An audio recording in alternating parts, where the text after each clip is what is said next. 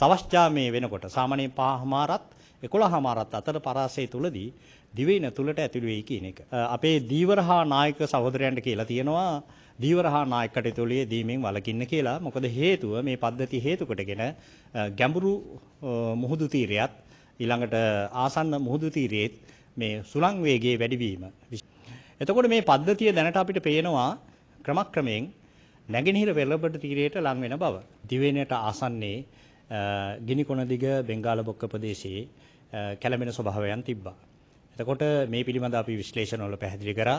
ඒ වගේම ඒක ක්‍රමක්‍රමයෙන් වර්ධනය වෙන ලකුණු තමයි අපිට පහළ වෙලා තිබ්බේ. ඒ පිළිබඳවත් අපි මාධ්‍ය හරහා දැනුවත් කිරීම කරා. එතකොට මේක දැන් පීඩන අවපාතයක් බවට පරිවර්තනය වෙලා තියෙනවා. අඩු පීඩන කලාපයේ පීඩන අවපාතයක් වෙලා තියෙනවා. හැබැයි එතනින් පස්සේ දැන් අපිට පේනවා මේක ගැඹුරු පීඩන අවපාතයක් බවට පරිවර්තනය වෙලා තියෙන බව.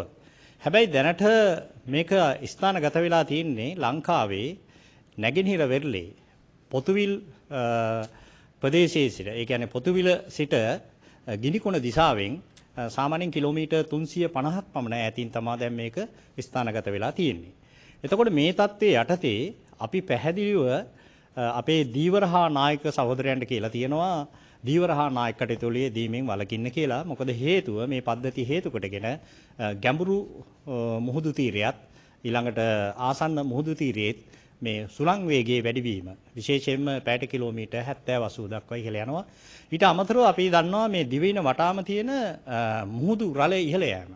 මේක අපිට පැහැදිලිව පේනවා මීටර් 2ත් 3ත් අතර මට්ටමේ ඉහළ යෑමක් තියෙනවා. ඉතින් ඒක නිසා විශේෂයෙන්ම තද වැසි ඇති වෙනවා මේ පද්ධතිය හේතු කොටගෙන. ඒක නිසා දීවරහා නායක කටයුතුවල යෙදීමෙන් වළකින්න කියන ඉල්ලීමත් අපි ඉදිරි දින කීපය තුල ප්‍රකාශ කරනවා. එතකොට මේ පද්ධතිය දැනට අපිට පේනවා ක්‍රමක්‍රමයෙන් නැගෙනහිර වෙරළබඩ තීරයට ලං වෙන බව. එතකොට මේ ලංවීම තුල හැබැයි මේක තාමත් ගැඹුරු පීඩන අවපාතයක් වෙමින් තමයි පවතින්නේ. හැබැයි අපේ විශ්ලේෂණවල පෙන්눔 කරනවා මේක බොහෝ විට හම්බන්තොටත් කල්මුණෙත් අතරින් සවස් යාමයේ වෙනකොට සාමාන්‍යයෙන් 5:00මාරත් 11:00මාරත් අතර පරාසය තුලදී දිවයින තුලට ඇතුළු වෙයි කියන එක. එතකොට දැනට අපි අද දිනේ සිට වර්ෂාපතනයේ වැඩිවීමක් අපි අපේක්ෂා කරන බව පැහැදිලිව කියලා තියෙනවා. එතකොට මේ වර්ෂාවේ වැඩිවීම තියෙන්නේ වැඩි හරියක් නැගෙනහිර ඌව වගේ පළාත්වල සාමාන්‍ය මිලිමීටර් 100 ඉක්මන වර්ෂාපතන තියෙනවා. ඊට අමතරව දිවයිනේ බොහෝ පළාත්වල අහස වලාකුළින් බරව තියෙන්න පුළුවන්. ඊට අමතරව අනෙකුත් පළාත්වල සාමාන්‍ය මිලිමීටර් 50-75 මට්ටමේ වර්ෂාපතනයක් අද දිනේ තුල අපිට බලාපොරොත්තු වීමේ හැකියාවක් තියෙනවා.